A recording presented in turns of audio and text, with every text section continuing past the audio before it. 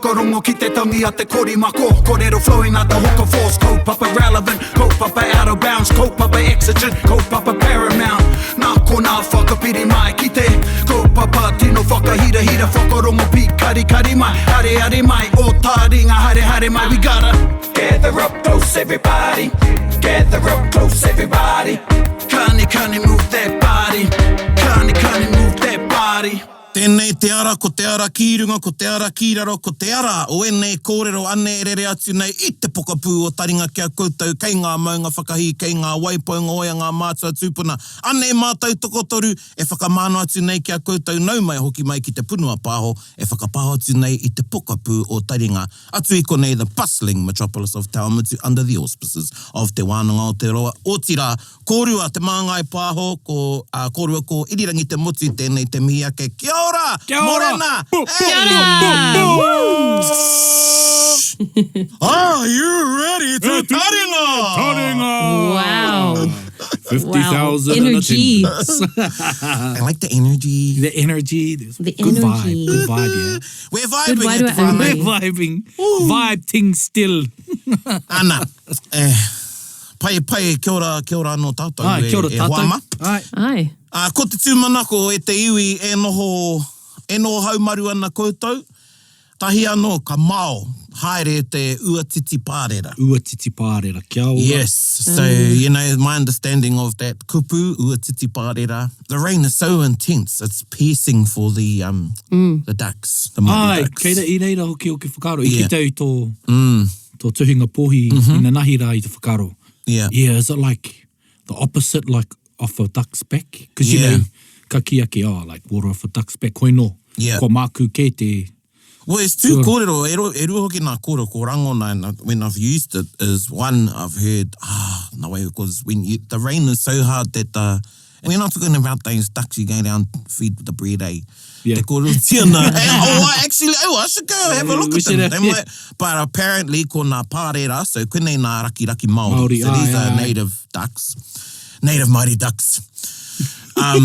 They would cluster in an extreme weather event. Ai. Kātahi, and yeah, kārua, ko te pārera is also a type of wind. Kia ora. Yeah, and I know I te tai rāwhiti, they talk about te ao o te pārera, which is the wind that blows, I think, from like te whānau Apanui to Tikirau or Tihirau to ngā kuria whāre. Ai. That's the way te ao o te pārera goes. Yeah. Yeah. Anyway. Pai. That's Taringa. Kia ora. Moraurangi. He Wānanga. He Wānanga. E hara tērā I te kaupapa. E karema. We're at Kupu 101. Ai. No, not Kupu 101. Well, we mixed it because ka haere tahi te reo me ngā tikanga. Koea. Ka mau taringa, ka mau ringa rāwa. You clever. I'm clever. Oh, man. Kupu. Kupu. Ara. Kia ora. And ahakoa kārea MC Grandma I konei. Taihoa ka kōrero tia taku tuakana. Engari, let's get into it. And because I'm going to let you know, well, actually, we'll see. Kua whakamohio ti aku hoa. And then ta kiwaha. Kiwaha. And we'll see, koutou whakarongo mai ana, me koutou ka mārama hea te kaupapa e haere ake nei mā te whakarongo ki ngā kiwaha nei. Kia ora. So, who of you are going to go first? And don't forget the little guidelines I gave you, eh? Yeah. Kimu, wink. Okay, ready? Wario. Okay. Okay, I'll start. Okay. Mākue wāwai. Tēnā koe. Tēnei kaupapa kua kehi. Ooh. Oh, see, you knew. Kua I kehi. au. Kua kehi. Kua nice. kehi. North. Kua kehi. Kua kehi. Kia ora e hoa. Ana me tō whakamārama. You're going to actually, koutou going to get 3. Yeah, you're going to Yeah, get 3 3. for 1 I tēnei rā. 3 for 1. Kia moia mai koutou. You're a good man, you're a good man. Raki, whara. No, raki, quack, raki. Okay. So taku whakamāramatanga. Aye. Right. It is settled. It is done. Mm-hmm. That's it. Yep. So kua tātangia, kua tāta te hamarara, Yep. tātangia te hamarare te kaiwhakawā. Kua kehi. Yep. It is settled. Yep. Yeah, he rawe tēnā kiwaha ki. And Yeah, you use it paito. in lots of contexts. Yeah. Eh? Yep. Like, we going to, kei te haere ki tāmaki ki pōneki, kua kehi. Kua kehi. Kua haere ki pōneki. Aye, Okay. Nice. Nice. Okay. You want to do yours now, Kaurangi? Kua rite? So, so it's like case closed, eh? Yeah. Yeah. Like, Yeah. that's it. That's Me it. too. Dunskies. Mea hahau me tuku i tētahi tauira. Yeah, it's got to be a kiwaha he kiwaha. with... Kiwaha With kua in it. Oh, what? Yeah. Oh, okay. This is, you really are putting me on the spot. Okay, me. I'll do one. Okay. Oh, I've got one. Okay. Okay, you okay. go. Ready, go. Kua mau te iro o tō iro. Or... Oh, nice. Kua mau te iro. Kua mau te iro. Now these, I don't even know if we've done these ones. Hey, but hey, I think we've done kua kehi. I don't know if we've done kua mau te iro. Kua mau te iro. Hono, ko raki. He me mea hau tēnā. Okay, so hene ana whakamāramatia mai i te kiwaha. Kua mau te iro. Is it kind of like if you haven't you learnt your lesson or, you know? Yep. Yeah. Have you learned your lesson? She's Yeah, learnt- kua mau have you te... learnt- Oh, yeah. hey, kei te aho o te kōrero. Ai. Yeah. How you say it, yeah. eh? Like, Yeah. I could say it like, oh, kua mau te iro. Yeah. Referring I've learnt my lesson. Ai. And you can also Yeah. ask someone, kua mau rānei tō iro. Kua mau rānei tō iro. Yeah. Ne, koe rata whakamai ngō te rānei i tērā horopaki Yeah. we've done rānei. Ai. Hey, kua mau rānei tō iro. Have you actually learnt Have your you lesson? really learnt your Have lesson? you really learnt your lesson? lesson? Kua Yeah. mau rānei tō iro. Ai. Hey, Ka rea no, kia mau. ka rea anō kia mau. Ai. Yes. Ka rea anō kia mau te iro. And ooh, really gets you know. And, you know, standalone kiwaha, ene kiwaha e rua. Kei te ahua, if you say it just like that, it's level 1, level 2. Yeah. Hey, but when you start manipulating it, hey, Yeah. Yeah. te rā weke i te kiwaha, hei reira piki ai. Yeah. Ai. Ka pēnei tia, kia mau rā no te iro. Yeah, you know, I could say, i reira, i mōhio rāhau, ka rea anō, kia mau te iro. It was then that I knew that person or the inference hadn't learnt their lesson. Ai. Yeah. So kia and kua, depending. Yeah. Ai. Yes. Oh, saved. Pai, A kua pai, mau te, awe, pai, he pai nice. tērā. Yep, kua mau te Kua iro. mau te iro. Ane tāku he māma and i a kona i Wānganui, Ai, kia ora. Whanganui, E tia and it's kurai. Kurai. Yeah. Yeah. Kurai. Oh, okay, sorry. Okay, kaurangi, no reira. Kua rahi? Yes, Oh, okay. kua rahi. Oh, kua rahi. Kua Yeah, nawhi. kua rahi, kua nawhi. Kua nawhi. So that's enough. Yeah. And you know how Ah, how it's said down there is the A is sort of Aye. because it's, you know, kurai. Yeah, Kurai. Yeah. And they don't articulate the H. Aye. So kurai. Kurai. Pai tērā. Kurai. Kua mau tō iro. Yep. Kurai ko mau tō iro. Ai, kua kehi, Kua kare kehi. koe haere. Ai. There you go. E toru nā kiwaha. I keep thinking E toru about nā kelp kiwaha. when I hear kua mau tō iro. Oh, wow, kua mau rānei tō iro? Kare anō. No e mau. Oh, God. I have a question. Question? Is kua taka te kapa, is that a kiwaha or is that just like a... Yeah, I don't He know if it falls kianga. into the kiwaha. He kianga. Well, he noa. kiwaha, because kia mahara rā tātou, ko taua kiwaha, no tētahi kiwaha Pākehā. Ai, ko The Yeah, yeah, penny true. has dropped. Ai. Yeah. The penny has dropped. But me ua, well, actually, I was going to say, me e tika ana tērā rerenga me ua, because I never hear anyone saying the penny has dropped these Yeah. days. I think you hear more ko taka te kapa Yeah. Yeah. instead of Yeah. the penny has dropped, but you get it. Kia nei, he kiwaha. Yeah, and you know, e whakaro anau ki tētahi o ngā hōtaka. Kia rangi. Yeah. You know, he was big on, and I remember it's kua hina tore. Ko hina tore. Yeah. Anei te Oh, whakamaori Yeah. tanga. Kua hina tore. Ai. Kia ora. Hoi anō, kua tangata whenua no atu te kua taka te kapa. And yeah, it's interesting to me, and I say this at Kurereo, i au ka whakaako i te kiwaha when I do teach. I sort of always, if I'm teaching kiwaha, ka mira tia tēnei. Ai. Because it's an example of a kiwaha we say in te reo. Ai. Engari kāre whakahua tia te mea Pākehā. Te mea Pākehā, yeah. Yeah. Yeah. Yes. Good point. Yeah. Thank you. And you know, I just, I pānui it was due to, i ngā wāmua Ingarangi, there were those penny machines that you put a penny Oh, in, yeah, make yeah. it light up. They work. Yes, Yeah. kia ora. Kua taka te kapa. Ko taka te kapa. There you go. Pai ake te mea Māori. It makes so much more sense Aye. to me. I'm just, Yeah. you know, ko marama, ko hina tore. Yes. Well, I remember tētahi wā, e kore rore ana mātou ko Timoti, ko Timoti e whakatakoto whakaro ana ki a mātou. He was, you know, sharing some thoughts with us. And it was mātou, Hemi, Pānia and Leon. And we're at the table having a kai. And, you know, as I said, re no ana te kōrero. And, you know, I marama mātou, but Hemi couldn't get it. Oh, Kari mau, ne? And then Timoti ka mea kia Hemi, tuku a te kapa kia taka. Yeah. And I thought, nice. Nice. Yeah. No. Koina te reo, te ngā, te, you know, Yeah. ngā puke, ngā raweke with Yeah. te reo. And my interpretation of that was, you're thinking too hard. Yeah. Yeah. Hey, engari, you know, and I thought, oh, taku wai maria, I know what Timoti means. Yeah. Because if somebody else had have heard that, Yeah. then I thought, hey, Yeah. Yeah. you Well, know, there's a whole lot you need to know before understanding that. yes. Okay, now, kia huri tātou ki te kaupapa ake o tēnei kupu. And e te iwi, e titiro ana tātou meheme, kāre anō, kia hina tōre, kāre anō, te kapa kia taka. Kei te titiro, ka wānangatia te kupu kua. Kua. And in MC Grammar fashion, I'm going to chuck it over to you two. Kia what's your one? But how high I te pako ai koe I te kua? Like, did that come from a place of you were hearing it said wrong? Wow, or? it's that bloody MC Grammar, actually. Yeah, well. Yeah. So this is how it happened. I au ke taku kaupapa kōrero. Honest, mo yeah, te- no yeah, tēnei yeah, ata, yeah. I tipako he au e tahi rerenga reo, i ngā newspaper Māori. Oh, pai. Hei kōrero mā tātou, but I thought... He wāno tōna. Yeah. And then anyway, Jared and I were messaging this morning about something. Anyway, e kimi ana I tētai hei riwhi aia, finding someone to substitute him this Friday. And I said to him on the messenger, kua whakaako au, engari e haere ke ana au ki kirikiri. Yeah. So I would have taught, Ai. ne, but I can't because I'm going to kirikiri.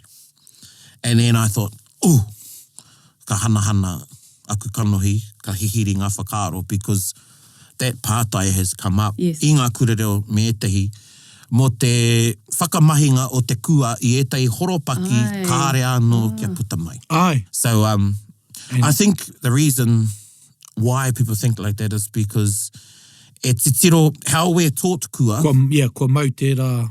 how we're taught kua or how we're taught to think about kua Ai. is past tense. Ne, me te tika.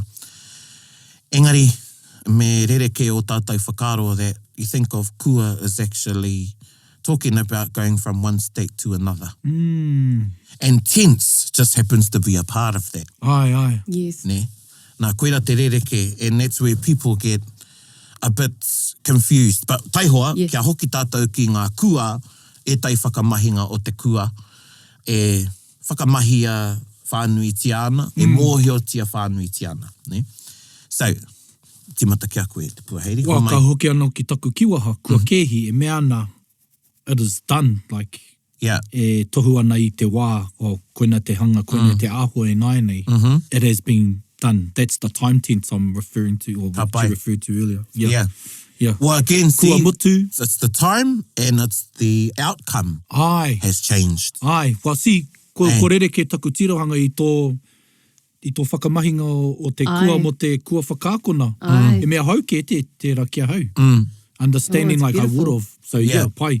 So you're saying from the time tense to actually the state or the outcome. Yes. Kia ora. Yeah. Ai. It just so happens that most of the times we use kua is Ai, talking ai. about something that's happened in the past. Yeah.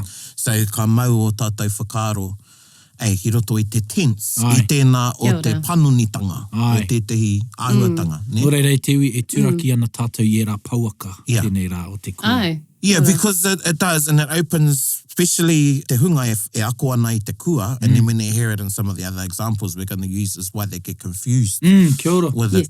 So, ka pai, tērā, so kua kehi, so change your state. So kua kehi, that's an example. Yeah. Kua hua anō te rākau. Ne? Ka tai ki te aranga, Aranga, ai. kua hua anō te rākau. Ai. So we got to spring, or kua tai ki te wā mahana, kua hua anō te rākau. Pewhia tō whakapake I tērā kaurangi. Ka tai ki te raumati, kua hua anō te rākau. Summer arrives and the tree has blossomed. Yep, blossom or fruit. Yeah. It's got fruit. Oh, fruit beared fruit, yeah. So ara anō tētai tauira. The inference was because it was winter, Yes. kāre he hua I te Kare rākau. hua. But summer arrives once again. And Kua hua anō, Kua hua and anō. notice the anōs in there. yes, yeah. And the tree fruits And again. the tree fruits again. Oh, kia So ora. again, you know, Yeah. mai tētahi āhuatanga ki tētahi āhuatanga. Hey, yeah, there's tense in there, Yep. but it's a part of it. Yes. Hey, harei te mea ko te tense Koina, anake. koia te me matua o te kōrero. Yeah, pai. Yeah. So for me, mentally, I'm moving away from like focusing on the kua and actually seeing the whole of the sentence, yeah, instead of making it time. So my mentality moving away from the time, but the outcome. Kia ora. Yeah. Yeah. I like kua haere tātou. Yes. Yeah. I like using that, yeah. Now, Yeah. kua tai ke koe ki reira. You've already got... You've already gone there. Tai hoa, te hene. Purutiana, Sorry. purutiana. Back. Ko si raru pai ahau taku oroko rongo atu I tērā. Yeah. Like, We're gonna what? get there. We're gonna Yeah, get there. yeah, We're yeah. gonna get there. I wanted to talk about a nice one ia māua ko Queenie Moihau reading. And it was I te matatini actually. Oh, nice. And it was the pre-tana ni haere mai a me mata ngā kai whakawā. Kai tahi ai. Ana, e noho ana māua. And I think this is beautiful. And I said, because we were getting her kai, it was a buffet. And I said to Queenie, he aha no mai. And she says to me, e pai ana, kua ora. Oh, yeah. E pai ana, kua ora. I said to her, a tāhua tere. She goes, he aha. But yeah, Yeah, so... it's her just kōrero. Yep. So in that use of... Now I'm going to look at the use of ora there in the context of eating. So, you know, we're here, kua ki te puku, we've got our kiwaha, kua tinga te ngārara, kua pi te tero, hey, and all of those ones.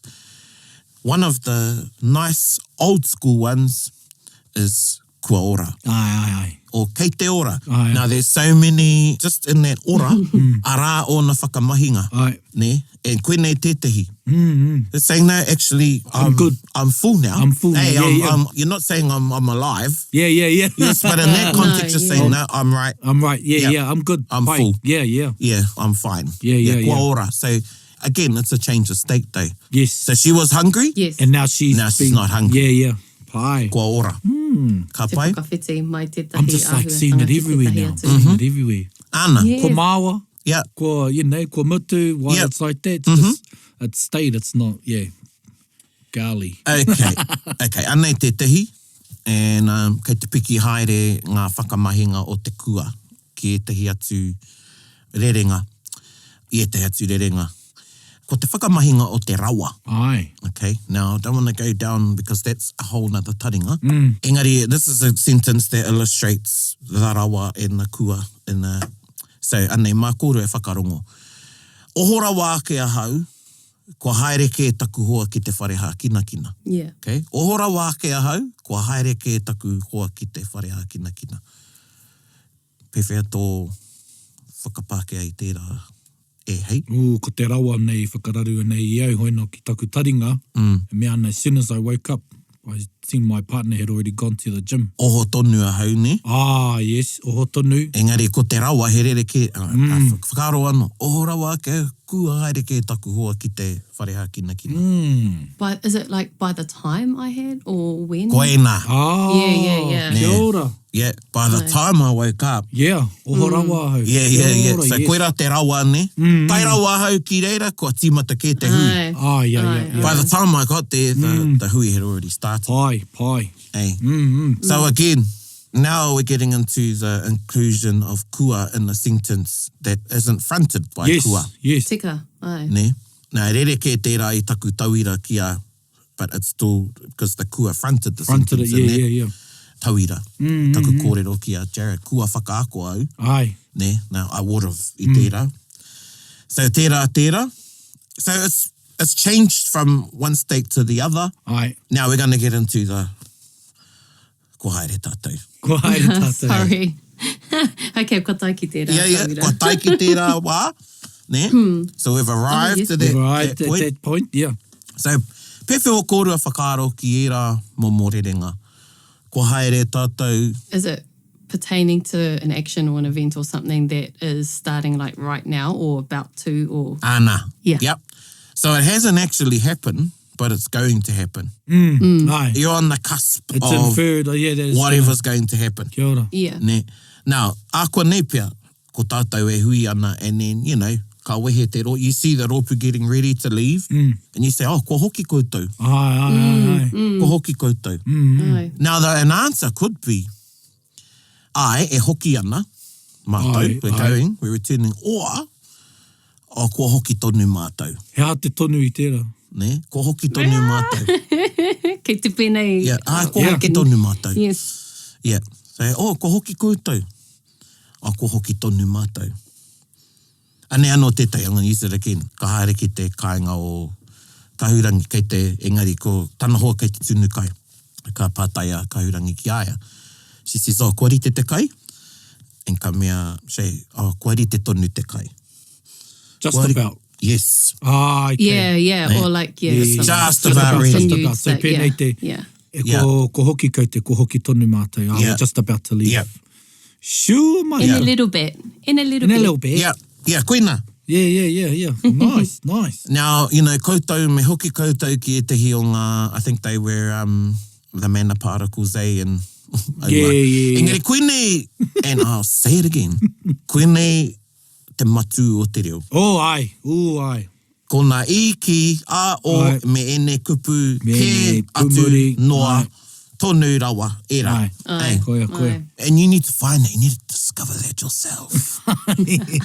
As you go into the inner confines of Te Reo Māori, you will But it be just, on a pathway of beautiful. discovery. Oh, David Attenborough. Yes. Complexities and the... Yes. And ka kite koe kōnā mea iti, he nui. Ai. Oh, it just changes just the flips wairua it of the out, kōrero, and it, Yep.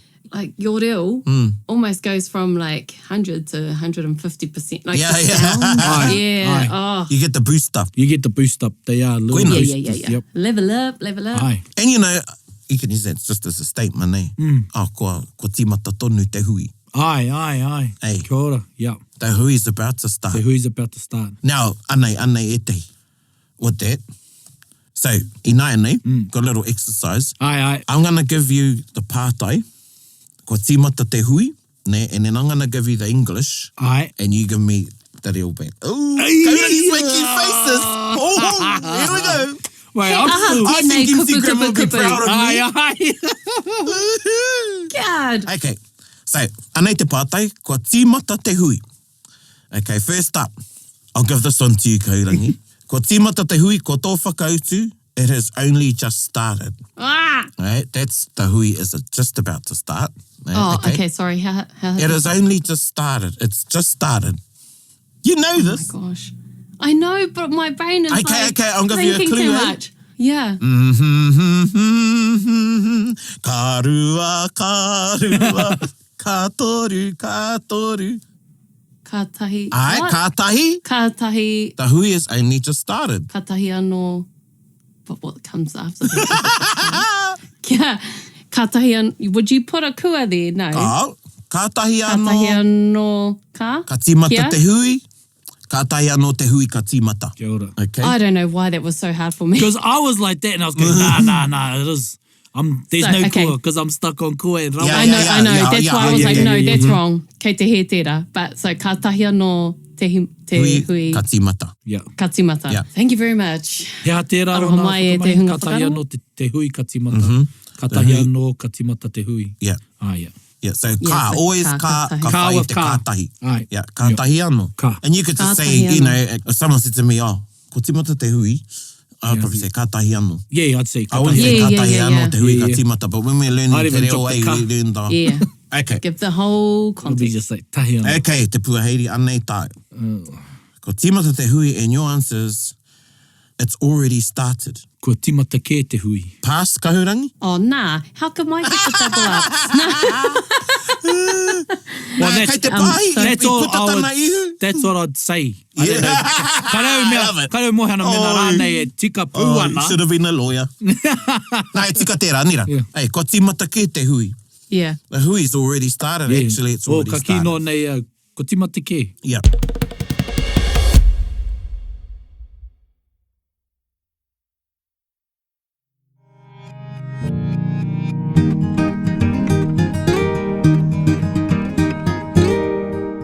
Okay, we're going to go up. It's Watch this fella's delivery, you get the pressure from his, Okay. I know, and his then sadistic kare laugh. koutou te kete, he's like staring at you, like, What are you laughing at? Okay, well, Hurry I'm not up. finished yet.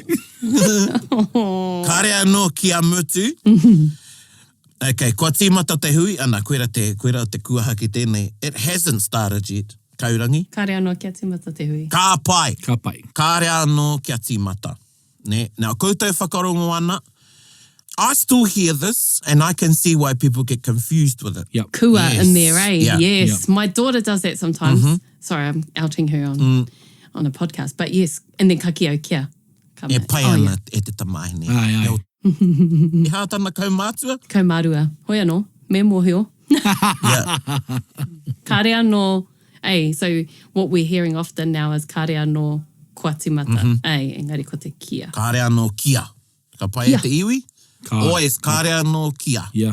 My one is, out of those two, because I know people learning katahi anō ka and kare anō kia, you learn them at the same time and it can be confusing. But ko te ture kia hau is ka. Yeah. And then I know the opposite. Yeah. Ka with Oh, ka. kai tera. Katahi anō ka. Kai tera. And then Yeah. you know, it's not the other way. Good rau taki. Okay, one more. Snow's turn. Yeah, okay, Snow, okay. Go ahead, mene mai.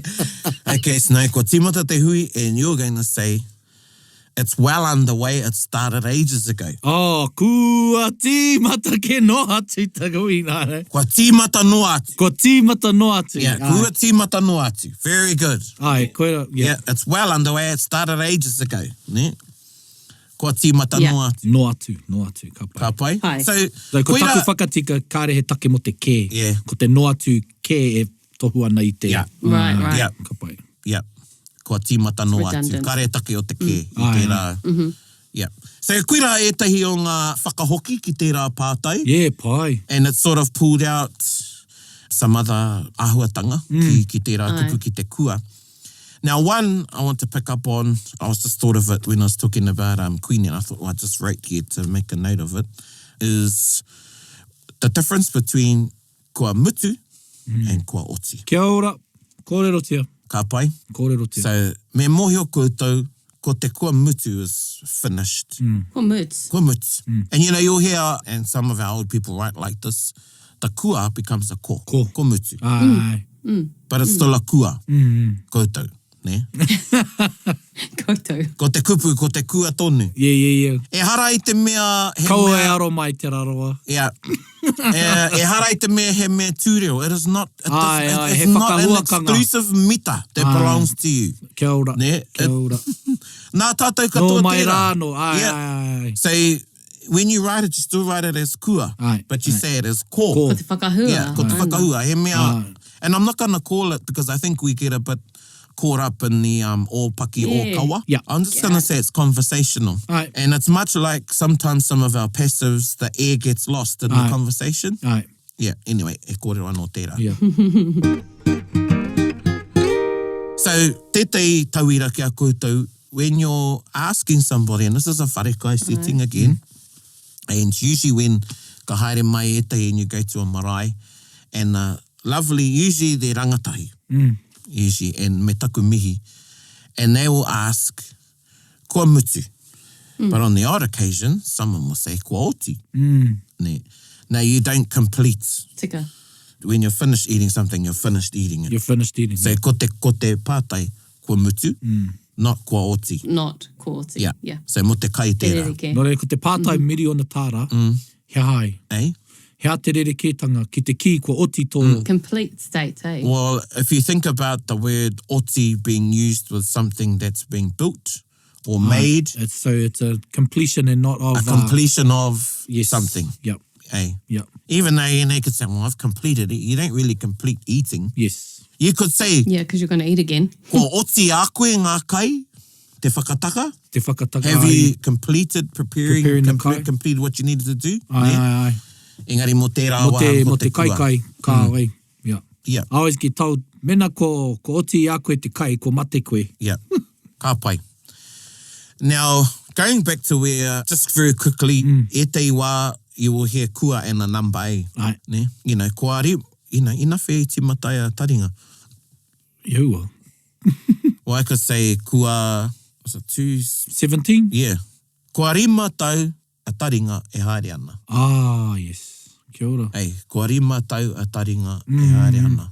Kua rua te kau mā toru tau a hau e noho ana ki te awa mutu. So, hea tō whakapākeatanga o tērā? It has been. Yeah. It has been since this time. Ah, yeah, ka pai. So, ko toru tau.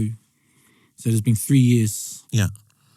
Ko toru tau ia, I reira. Ah, yeah. It has been 3 years now since he's been there. Since he's been there. Ka pai. So that's I like another it. use of kua with numbers. And, you know, again, it's not so much a number, but it is time when you say kua aua atu te wā. Kia ora. Ai. And that's a kiwaha. Aye. That was going to be the kiwaha. But I thought, no, make it Yes. a bit more fun. And that means it's been ages. It has been some time. So, you know, it was, again, it's a state. Yes. Yeah. You know, it's not just tense. Ai, kia ora. Pai, You know, tēnei. same when you see, you know, ka kite tātou i a tātou tamariki, ngā tamariki rānei a waira. Oh, kua tino tupu koe. Ai. Hey, you've really grown up. You've changed from the last time I've seen you. Aye. Is koe rā te wairo o te Koe, kōrero. ai. Ai. Hey, tērā kua. Nā, hei whakaoti ngā ake.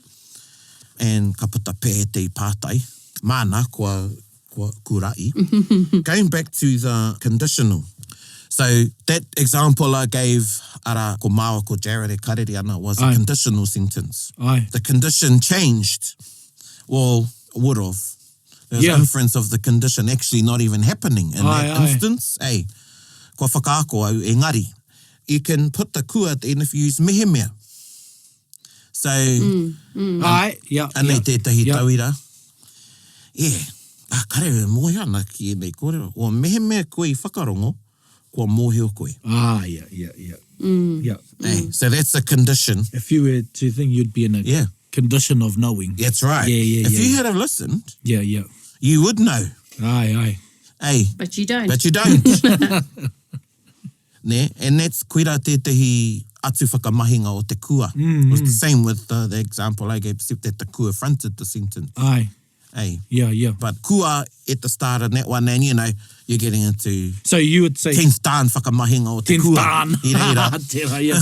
So, kia hoki anō ki tō kōrero kia Jared, mena ka whakahuri tērā whakatakatoranga ki tau I ki ai nainei, it would be mehe mea kāri haere au ki kerikeri ko whakākona. Ai, kātai kārua, I need to provide some more context. I actually considered doing it, Yep. and then I thought, nah, rori, because I need to catch my plane at a particular time. Yeah. So I did consider it. It's not that I can't do it. Yeah. Hey. Yeah. Because then I would have said, if I hadn't have considered it, I would have said, Kareo, yeah. kāre tae au. Yeah. But I actually considered it. Yeah. This Ne. is what I Yeah. considered. Koe nā tau e ki, Yeah. e ki nā ei o te tērā kōrero. Exactly. Yes. But I've had a change of my Based on condition of this. thoughts. Yeah. Yeah, based on the circumstances. Ai.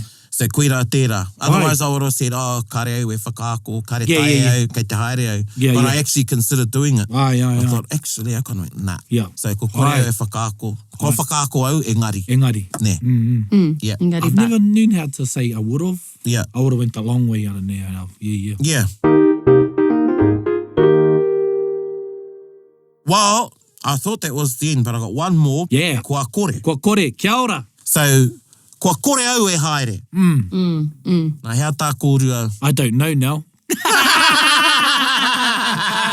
Ka tai ki te mutunga o te wānanga nei. I I don't just don't know anymore. This is a part of growth, e te iwi. This is a part of growth. Aroha mai, toe tia te rerenga. Okay, I'm going to add one word in here, which I think ka hina tore kōrua, and I took it off purposely. Engari, nāia nei, ka kite koutou, and koe ra te kupu I nāia nei. Kua kore a hau e haere I nāia nei. Yeah. Ne? Now, for the, Marama yeah. nei, Kua nei. kore au e haere, Yeah. kua kore au, they're the same, but because the nāia nei sort of guides us in our thinking and our knowing. Penei tērā kōrero, kua hoki koutou. Engari, kua hoki koutou. But ko te whakakahoretanga, ko te kua kore koutou e haere. Yeah, kua kore koutou e haere. Yeah. Yeah. As in, you're not going. Yeah. But is there something missing? Yeah, it's much like the What te the anae example. nei. Yes. Yeah. It's- Well, we're not going to go now. Not gonna go now. We're not going now. We're not going now. We're not going Yeah. now. Ah, yeah. Like, nah. Yeah. Yeah, We're not going or- now. We're not going now. We're to change your heart. Yes, exactly. Okay, Koira. okay. We're Yeah, to change yeah, your heart. yeah. Or something's Yeah. changed. Something's come up. Kia ora. Hey, that's affected, you going. Yeah. Whether Yeah. it's internal or external. So, kua kore. Yeah. State. Kia ora. Yeah. Oh, That's the state. He kaharawa te ua, Ai, kua kore tātou e haere. yep. Ai. It's raining, o kua kino rawa te huarere. Te huarere. Kua kore tātou e haere. Ka pai. Because Marama. Marama. and that's another one when I've used kua kore, people have asked, oh, how te tika ngō tērā? And I take it for granted because it's something that I just use and, Yeah. and Well, maybe you know- kōrua tātou. Yeah. I get the crux of it enough to understand it without Follow. but when we're breaking it down to actually Yeah. its intricacies and But accuracies. then when you ask us to translate Yeah. it, then we get but it's beautiful confused. to know exactly what it's saying. Yeah, kia ora. And I reira, i nāia nei me kōrua ka whakaaro, ara no atu ana whakamahinga, Ai. kua kore te Ai. kaupapa e tū ki reira. Ai. So the event isn't going to be there anymore He or māku now rawa no or te whenua. whatever, eh? Yeah. Yeah. No more. Yeah. Ka pai. Ana! Hi, thank you. So, Ka pai. I te haere tātou ki tēnei hui, engari kua kore tātou e haere. Koina. Ah, yes. Kua kore te hui, kua kore te kaupapa e tū ki te marae, i nā hoke e whakahuti ana te marae. Ah, yeah. Hey, that's different. Something's That's happened Something's there. happened which has changed the state of whatever. The plan. The plan. The prene, aina. Te prene. E si pene. Nō reira, e te iwi ka nui tērā wānanga. Ai, ka nui. Kia ora. Yes. Kurai. Please. And, Ko haere. Kona. anei, ko nawhea, ko rai, anei te waiata, kua mākona. Che. Whakarongo mai.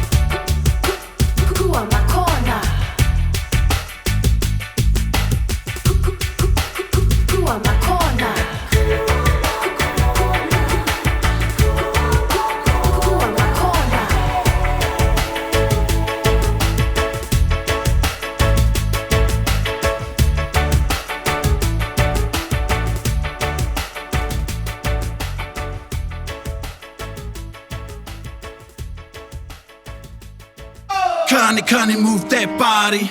Kua makona. Oh, I'm out. Classic. Na, na, Classic. He hokinga mahara. He hokinga mahara. Aye. It's a good song. Me pono kona pe tētahi waiata Māori o tētahi waiata Māori anake I rangona e au. E ara. I ngā reo irirangi o aua tau. O i puta I ngā waru te kau. Ai. Ei, Yeah. me mihi a moana mōna I Ai. koia tētai para I te huarahi. Ai. Tērā whakareanga. Ai. Ei, Kia ora. Ai. you know, he toa. He toa. Ai, koe hoki. Tika. Nā rātou anei e puawai nei. Ai, Tērā ao. Toko hia o tēnei reanga e mohe ana he kai waiata moana I ona wā. Tika. Tēnā wā toni, tēnei wā toni he kai pāpā hoki e tai. Koia. Yeah. Koia. Engari, mai rāno hoki I ana waiata because, I mean, a lot of music is political. Ai. No, but ko ia. Ai, tikatana. She was ko one of the ia. first, Yeah. you know, Yeah. to Yeah. politicise. Yeah. Well, to get our take kaupapa kōrero. Actually, He reo poheri tēnei kia koe. Taihoa e te tuahine, taihoa. Engari, mihi ana kia koe. Ai, tēnā koe. Me tēnei waiata kua makona. And e te iwi, kua ea, kua u te waka ki uta. Te waka ki uta. No mai hoki mai. Kua Auntie huri Grandma. kōaro. Kua huri kōaro. What am I too hard? Am I too hard? What's going on here? You're sadistic.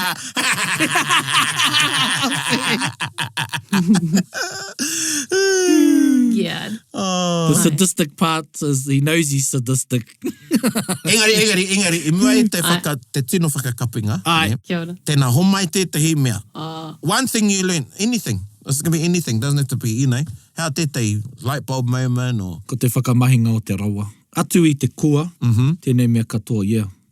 So I'm thinking of other ways of rawa. I'll probably use that a million times today. Yeah, Play with it, eh? Yeah. Me te rawa. yeah. Ai. Ki au ko tō tauira tuatahi.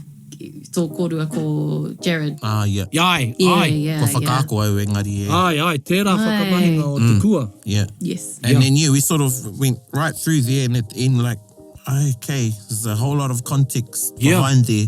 Yeah. And the other speaker would understand that. Me marama. Ai. He rereke e te iwi. He rereke kei roto I te matatau te marama. Ai. Ne? Nā, koe nei tāku e hara tēnei te takatakahi. Engari, koe neu e tūpato nei te whakamahi tērā kupu matatau. I te me kei roto anō hoki I te matatau, te marama. Kia ora. Oe no, ka waiho tērā. E mihi ake ana, kia ora tātou e hoa mā. E te iwi, hei ko nā mai rā. Hei kona I te iwi. Hei kona. Kua mutu. Muts. Kua mutu. Bit whakaronga pi kari. Gather up close everybody, buddy.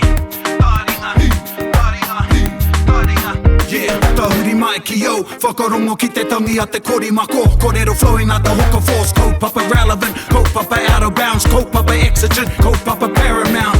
Nā ko nā whakapiri mai ki te kaupapa tino whakahira. Whakarongo pi kari mai. Hare mai, o Taringa hare mai. We gotta gather up close everybody. Gather up close everybody. Kani move that body. Kani move that body.